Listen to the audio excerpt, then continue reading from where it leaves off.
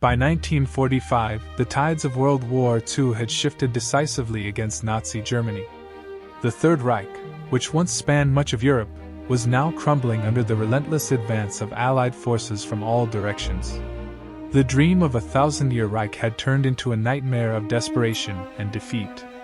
The Allies, having overcome the brutal offensives of the previous years, were now driving deep into German territory, determined to bring the war to a definitive end.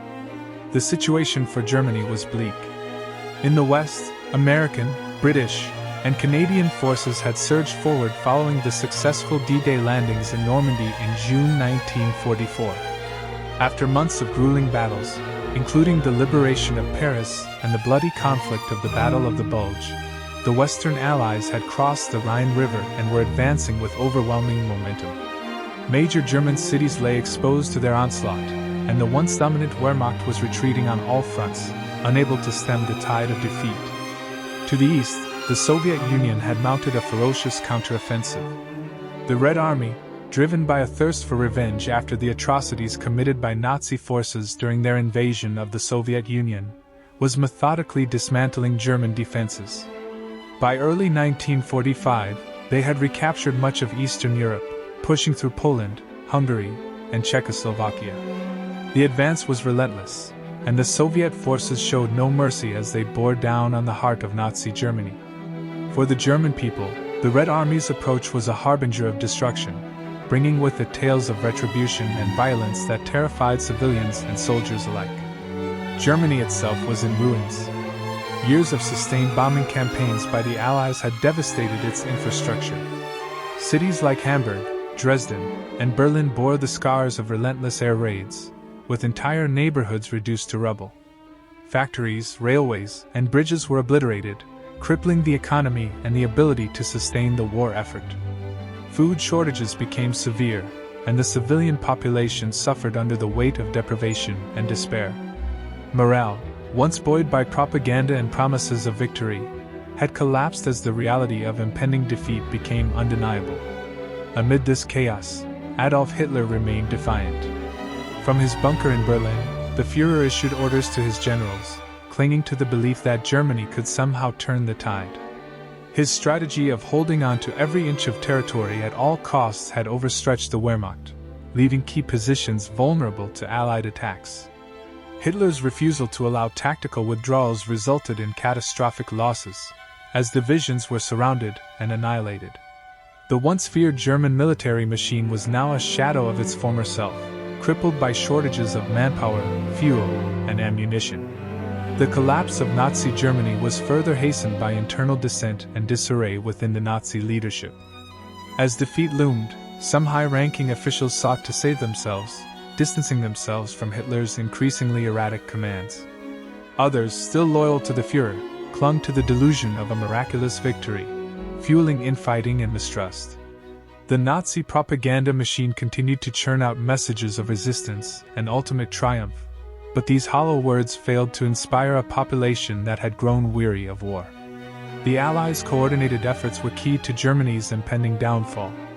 On the Western Front, American General Dwight D. Eisenhower orchestrated a massive and sustained push into German territory. The Allies' superior logistics, equipment, and air support overwhelmed German defenses. The Rhine River, long considered an impenetrable barrier, was crossed with remarkable speed, and cities like Cologne and Frankfurt fell in quick succession. The Western Allies sought to advance as rapidly as possible, aiming to link up with Soviet forces and encircle the remaining German resistance. The Soviet advance was equally relentless. By January 1945, the Red Army had launched the Vistula-Oder offensive, a massive operation that pushed German forces back hundreds of miles. The Soviets crossed the Oder River, coming within striking distance of Berlin. Their strategy was as brutal as it was effective, employing overwhelming numbers and firepower to crush German defenses. The horrors of war were on full display as the Red Army liberated concentration camps, exposing the extent of Nazi atrocities to the world. This discovery only strengthened their resolve to destroy the regime responsible for such crimes. As the Allies converged on Germany from both sides, the noose tightened around Hitler's regime. The Third Reich's ability to resist was rapidly disintegrating, and its once unified propaganda image gave way to the stark reality of defeat. Hitler's speeches, once filled with fiery rhetoric, now sounded desperate and delusional. His insistence on fighting to the last man further alienated both his military leaders and the civilian population, who saw no hope in prolonging the inevitable. By March 1945, the Allies' momentum was unstoppable. German defenses crumbled as Allied forces broke through key strongholds. Entire divisions surrendered en masse, while others disbanded in disarray. The Western Allies pushed deeper into German territory, capturing towns and cities with minimal resistance. In the east, the Soviets prepared for their final assault on Berlin, signaling the beginning of the end for the Nazi regime. As Germany faced total collapse, the world braced for the conclusion of the most devastating conflict in human history. The years of bloodshed and destruction had taken an unimaginable toll, and the final chapter was now being written. For the people of Germany, the end of the war offered a faint glimmer of hope for peace, even as it brought with it the heavy burden of reckoning with the horrors of the Nazi era. For the Allies, the goal was clear: to bring the war to a swift and decisive end and to ensure that such a dark chapter could never be repeated. In early 1945, the Western Allies launched a relentless push into German territory, marking the final stages of their campaign to defeat the Third Reich. Following the successful crossing of the Rhine River in March, Allied forces began dismantling Germany's western defenses with precision and overwhelming force. The collapse of the Western Front was not only a testament to the Allies' superior military strategy, but also a reflection of the exhaustion and disintegration of the German war machine. The Rhine, long considered Germany's natural defensive barrier, had been breached in a matter of days. One of the most significant crossings took place at Remagen, where Allied forces seized an intact bridge, allowing them to establish a critical foothold east of the river. This surprise success accelerated the Allies' advance, as they poured troops, tanks, and artillery into the heart of Germany. With air superiority firmly in their hands, Allied bombers and fighters targeted German supply lines, communication networks, and retreating troops, further crippling the Wehrmacht's ability to resist. As the Allies surged forward, they encountered a population that was increasingly resigned to defeat.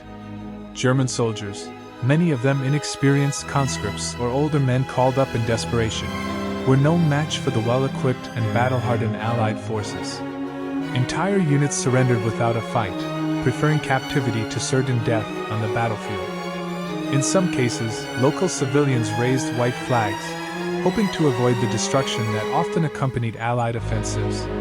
The fear of Soviet retribution in the east also drove many German soldiers to seek refuge in surrendering to the Western Allies. The cities of Western Germany, already battered by years of aerial bombardment, became battlegrounds as Allied forces moved from one urban center to the next. Cologne fell in early March, its iconic cathedral standing defiantly amid the ruins of the city. Frankfurt, too, was captured with relative ease as German resistance faltered. By April, Allied forces had reached the Elbe River, where they paused to consolidate their gains and await the arrival of Soviet forces advancing from the east. Meanwhile, the German leadership was paralyzed by infighting and denial.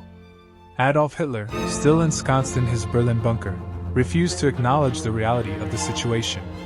He continued to issue orders for counterattacks that never materialized, demanding impossible feats from his depleted and demoralized armies. Field Marshal Albert Kesselring, tasked with defending the Western Front, struggled to maintain any semblance of coordination among his scattered forces. Communications broke down, and the chain of command became increasingly fragmented as Allied forces overran German positions. The fall of the Western Front was marked by a series of dramatic moments that underscored the inevitability of Germany's defeat. In the Ruhr Valley, the industrial heart of Germany, Allied forces encircled and captured over 300,000 German troops in what became known as the Ruhr Pocket. This devastating blow effectively ended Germany's ability to produce war materials, sealing the fate of its military effort. The surrender of so many troops also highlighted the growing realization among German commanders that the war was lost. As the Western Allies advanced, they uncovered the grim realities of Nazi atrocities. Liberation of concentration camps like Buchenwald and Dachau brought the horrors of the Holocaust into stark focus, shocking even the most battle-hardened soldiers. The discovery of these camps galvanized Allied resolve, turning the war from a campaign of liberation into a moral crusade to dismantle the Nazi regime and ensure justice for its victims. Despite the overwhelming evidence of defeat, Hitler clung to the belief that the Western Allies and the Soviets would turn on each other, allowing Germany to negotiate a favorable peace. This delusion further isolated him from his military commanders, many of whom had already begun making secret plans to surrender to the Allies in hopes of avoiding Soviet capture. Hitler's refusal to retreat or negotiate condemned countless German soldiers and civilians to unnecessary suffering as the war dragged on. By the end of April 1945, the Western Allies had achieved complete dominance on the Western Front. The capture of key cities, the destruction of German forces in the Ruhr, and the establishment of a solid foothold east of the Rhine left no doubt that Nazi Germany was on the brink of collapse. The final phase of the war would now shift to the east, where the Soviet Red Army was preparing for its climactic assault on Berlin. As the Western Allies paused at the Elbe, they knew the end of the war in Europe was imminent, but they also understood that the scars of the conflict would linger for generations to come. As the Western Allies advanced from the west, the Soviet Red Army unleashed a relentless offensive in the east, driving deeper into the heart of Nazi Germany. By early 1945, the Soviets had already achieved a series of significant victories, pushing German forces out of Eastern Europe and liberating cities like Warsaw, Budapest, and Vienna. Now, their sights were set on the ultimate prize, Berlin. The Soviet advance was marked by its sheer ferocity and scale. The Red Army, commanded by marshals like Georgy Zhukov and Ivan Konev, moved with overwhelming force, employing millions of soldiers, thousands of tanks, and vast artillery barrages. The Vistula-Oder offensive, launched in January 1945, brought Soviet forces to the Oder River, just 40 miles from Berlin. The momentum of their campaign left little opportunity for the German defenders to regroup, as the Soviets rapidly closed the gap to the German capital. The final assault on Berlin began in mid-April 1945, with two massive Soviet fronts converging on the city. The Battle of Berlin would be one of the most intense and devastating urban battles of the war. German forces, though hopelessly outnumbered and outgunned, mounted a desperate defense. Hitler had declared Berlin a fortress, ordering every able-bodied man, including teenagers and elderly civilians, to take up arms in its defense. The city's streets became a chaotic battleground, with Soviet troops fighting house to house and block to block against fanatical resistance. The brutality of the battle was unparalleled. Soviet artillery pounded the city relentlessly, reducing much of Berlin to rubble before the ground forces even entered. Fires raged across the city, filling the air with smoke and ash. Civilians, trapped in the crossfire, sought refuge in basements and shelters, enduring constant fear and unimaginable suffering. The German defenders, including remnants of the Wehrmacht, SS troops, and the Volkssturm militia, fought fiercely but were ultimately no match for the overwhelming Soviet onslaught. As the Red Army pressed closer to the city center, Adolf Hitler retreated further into his bunker beneath the Reich Chancellery. Surrounded by loyalists and advisors, he became increasingly detached from reality, issuing orders to non-existent armies and refusing to accept the inevitability of defeat. Despite the hopelessness of the situation, Hitler insisted that his forces fight to the last man, sacrificing thousands of lives in a futile attempt to delay the end. The final days of the Battle of Berlin were marked by chaos and despair. Soviet forces encircled the city completely, cutting off all avenues of escape. Supplies of food, water, and ammunition dwindled rapidly, leaving both soldiers and civilians in dire conditions. The once mighty Third Reich was crumbling from within, as high-ranking officials either fled, surrendered, or turned on one another in a desperate bid to save themselves. On April 30, 1945, as Soviet troops closed in on the Reichstag, Adolf Hitler took his own life in the Führerbunker, alongside his wife, Eva Braun, whom he had married just a day earlier. His death marked the symbolic end of the Nazi regime. The following day, Joseph Goebbels, Hitler's propaganda minister and newly appointed chancellor, also committed suicide, further deepening the power vacuum at the heart of the German government. With Hitler's death, the resistance in Berlin began to collapse. On May 2, 1945, German forces in the city surrendered unconditionally to the Soviets. The Red Army raised the Soviet flag over the Reichstag, a powerful image that would come to symbolize the defeat of Nazi Germany.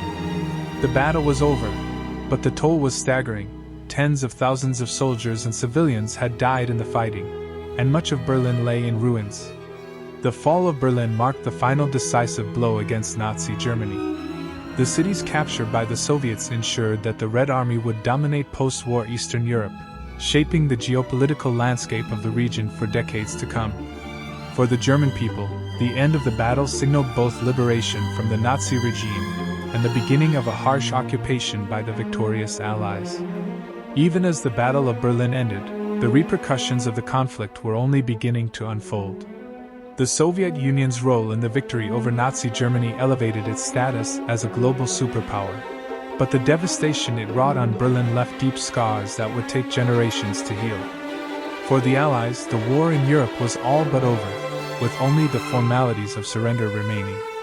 Yet, the destruction and suffering witnessed in Berlin underscored the profound costs of the conflict and the immense challenges that lay ahead in rebuilding a shattered continent. With the fall of Berlin and Adolf Hitler's death, the Nazi regime entered its final collapse.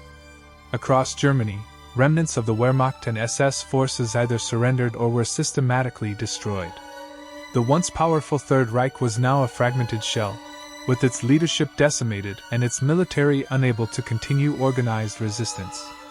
The days that followed were marked by a rapid unraveling of the German war effort, leading to the formal end of World War II in Europe. On May 7, 1945, at the headquarters of General Dwight D. Eisenhower in Reims, France, Germany's unconditional surrender was signed. General Alfred Jodl, representing the German High Command, acknowledged the inevitable defeat and agreed to cease all hostilities.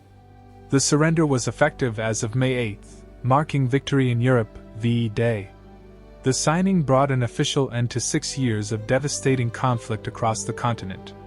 While celebrations erupted in Allied nations, the mood in Germany was one of exhaustion and despair, as the scale of the nation's defeat and destruction became fully apparent. In the East, the Soviet Union played a significant role in formalizing the surrender. A second signing ceremony was held in Berlin on May 9 to accommodate Soviet leader Joseph Stalin's insistence on a direct acknowledgement of their contributions. This event underscored the geopolitical divisions that were already beginning to take shape, as the Allies' unity during the war gave way to the tensions that would define the early years of the Cold War. The aftermath of the war left Germany in ruins. Its cities were devastated, its infrastructure destroyed, and its population traumatized. The human cost of the war was staggering. Millions of German civilians had perished, and countless more were displaced. The Holocaust, a central atrocity of the Nazi regime, had claimed the lives of 6 million Jews and millions of other victims, leaving an indelible scar on humanity. For the survivors, the end of the war offered a glimmer of hope, but the road to recovery would be long and arduous. As the Allies began to occupy Germany, they faced the monumental task of rebuilding a nation shattered by war and eradicating the remnants of Nazism. Germany was divided into 4 occupation zones, each controlled by one of the major Allied powers: the United States, the Soviet Union, the United Kingdom, and France. This division was intended to ensure that Germany could never again become a threat to world peace, but it also sowed the seeds of division that would later culminate in the Cold War. The Nuremberg trials, held from 1945 to 1946, were a pivotal step in bringing Nazi leaders to justice. High-ranking officials, including Hermann Göring, Rudolf Hess, and Joachim von Ribbentrop, were tried for crimes against humanity, war crimes, and crimes against peace. The trials established a precedent for international law and accountability, but they also highlighted the challenges of addressing the enormity of Nazi atrocities. While some perpetrators were sentenced to death or imprisonment, many others evaded justice, blending back into society or fleeing abroad. The collapse of Nazi Germany also marked a turning point in global geopolitics. The United States and the Soviet Union emerged as the dominant superpowers, with their alliance during the war quickly giving way to rivalry. The ideological divide between capitalism and communism became starkly evident as the two powers sought to shape post-war Europe in their own image. The division of Germany into East and West, and the subsequent establishment of the Berlin Wall, symbolized the broader struggle for influence that defined the Cold War era. For the German people, the post-war years were a time of reckoning and rebuilding. The devastation of the war forced a collective examination of the nation's role in the conflict and the atrocities committed in its name. Under Allied occupation, Germany underwent a process of denazification, aimed at dismantling the Nazi Party's influence and re-educating the population. This effort, though uneven and fraught with challenges, laid the groundwork for Germany's eventual recovery and reintegration into the international community. Amid the rubble of their cities, Germans began the arduous process of reconstruction. The Marshall Plan, implemented by the United States in 1948, provided crucial economic aid to Western Europe, including West Germany. This support helped spark the Wirtschaftswunder, or economic miracle, that transformed West Germany into a prosperous democracy within a few decades. In the East, however, the Soviet Union imposed a communist system that shaped the German Democratic Republic's trajectory until reunification in 1990. The collapse of Nazi Germany in 1945 was more than just the end of a regime. It was the conclusion of an era of unprecedented devastation and the beginning of a new, complex chapter in global history. For the Allies, the victory was a triumph of unity and resolve, but it also carried the weight of responsibility for ensuring a lasting peace. For Germany, the end of the war signaled both liberation and the start of a long journey toward reconciliation, justice, and rebuilding. The legacy of these events continues to resonate, serving as a stark reminder of the consequences of unchecked tyranny and the enduring importance of vigilance against the forces that threaten peace and humanity. The collapse of Nazi Germany in May 1945 marked the end of World War II in Europe, but the challenges of rebuilding a shattered continent and addressing the legacies of war were only just beginning. Across Europe, millions of people faced the aftermath of destruction, displacement, and trauma. The Allied powers, now occupying Germany, turned their attention to reshaping the post-war order, preventing future conflicts, and addressing the humanitarian crisis left in the war's wake. One of the most immediate tasks was managing the vast number of displaced persons across Europe. Refugees, former prisoners of war, and Holocaust survivors wandered the continent in search of safety, food, and shelter. The destruction of infrastructure compounded the challenges, as roads, bridges, and railways lay in ruins, and entire cities had been leveled by years of bombing. Allied forces established displaced persons (DP) camps to provide temporary relief, but the scale of the crisis was staggering. In these camps, survivors of concentration camps, labor camps, and war-torn areas awaited resettlement, many of them with no homes or families to return to. For Germany itself, the end of the war brought both liberation and profound consequences. The Allied powers divided the country into 4 occupation zones, each controlled by the United States, the Soviet Union, the United Kingdom, and France.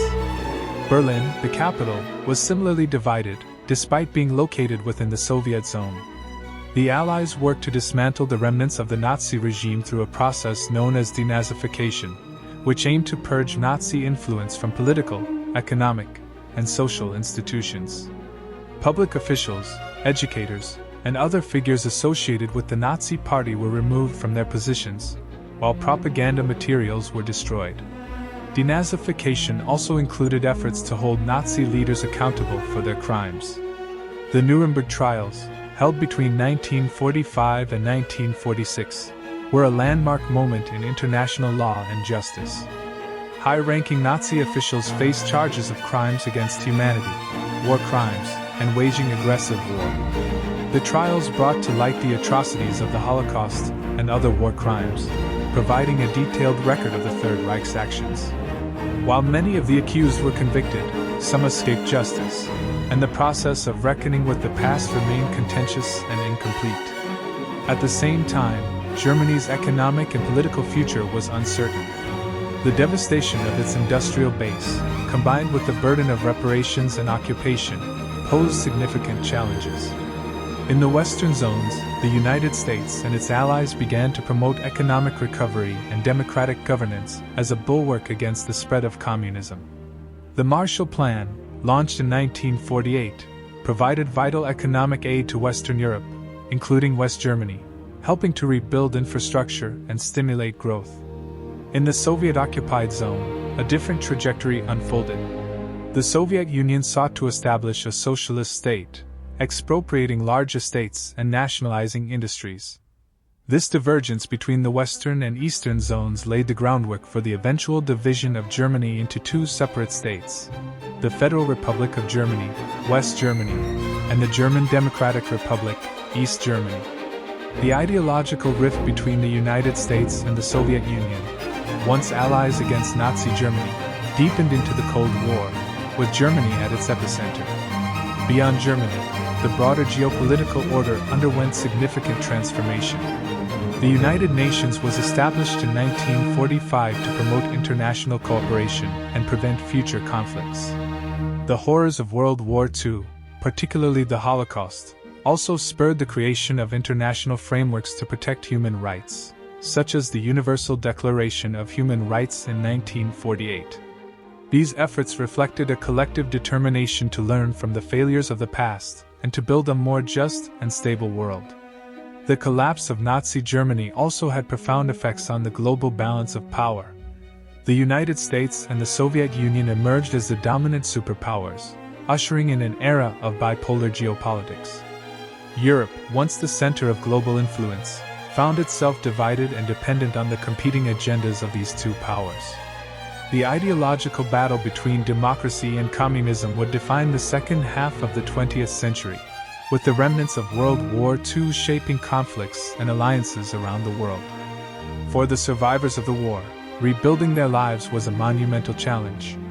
Holocaust survivors, in particular, faced unique struggles as they attempted to recover from the trauma of genocide and rebuild communities that had been decimated. Many chose to emigrate to the United States, Israel, or other countries, seeking new beginnings far from the horrors they had endured. For others, the process of healing was lifelong, as they carried the weight of their experiences and memories. The physical and emotional scars of the war were mirrored by the cultural reckoning it inspired. Artists, writers, and filmmakers grappled with the themes of war, memory, and morality, producing works that continue to shape our understanding of this period.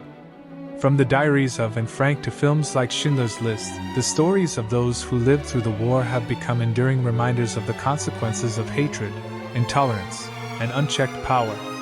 As the world moved forward, the legacy of the collapse of Nazi Germany served as both a cautionary tale and a source of hope. The Allied victory demonstrated the power of collective action in the face of tyranny, but it also underscored the importance of vigilance and accountability to prevent future atrocities. The post-war efforts to rebuild, reconcile, and remember laid the foundation for much of the international order we know today, reminding us of the enduring impact of those fateful events in 1945.